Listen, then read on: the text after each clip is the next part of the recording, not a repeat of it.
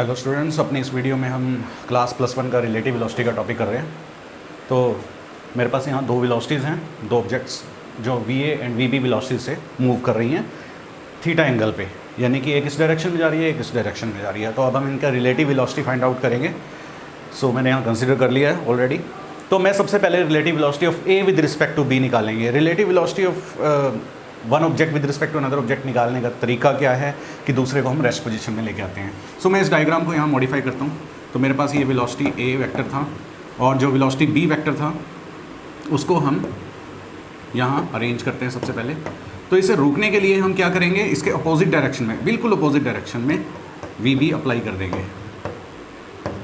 ठीक है, तो ये नेगेटिव वेक्टर बन गया।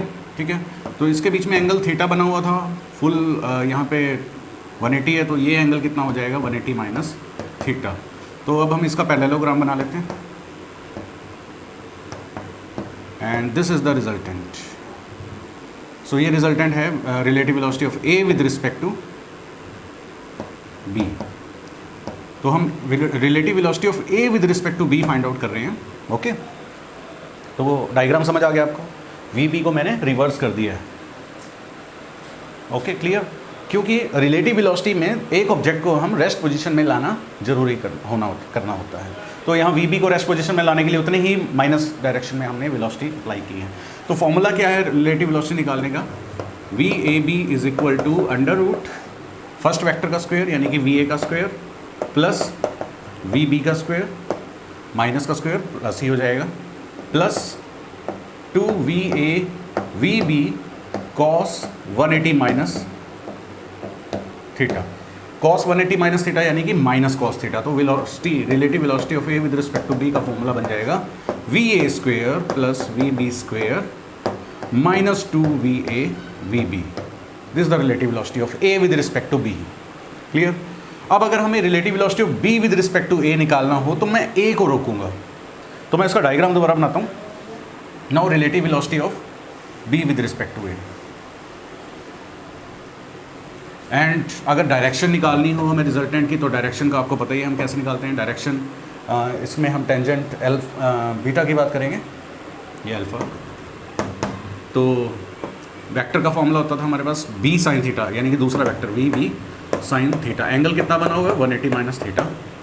और नीचे हमारे पास फॉर्मूला होता था V A plus V B cos 180 minus theta. So ये हमारे पास फॉर्मूला बन जाएगा।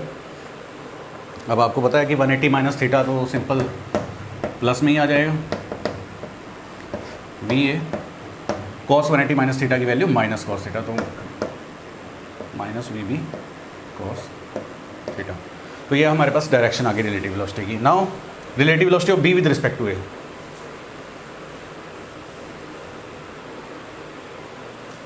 Relative velocity of B with respect to A. तो अब डायग्राम देखते हैं। हमें b को एज इट इज़ रखना है और a को रोकना है। तो ये हमारे पास वेलोसिटी वेक्टर va है, तो इसको रोकने के लिए हम इस डायरेक्शन में अप्लाई कर देंगे माइनस va। ठीक है, तो ये थीटा, तो इन दोनों के बीच में क्या आ गया 180 माइनस थीटा। तो सेम पैरेललोग्राम हम बनाएंगे इस डायरेक्शन में। तो ये vb ये va और इनका रिजल्टेंट होगा हमारे पास दिस। क्लियर। तो अब हम इसे सॉल्व कर लेते हैं। जैसे जब हमने सॉल्व किया तो रिलेटिव वेलोसिटी का formula, relative velocity of B with respect to A का फॉर्मूला भी सेम आएगा, वी ए का स्क्वायर प्लस वी बी का square plus 2a V A V B cos 180 minus theta which is minus V A square plus V B square minus 2va V B.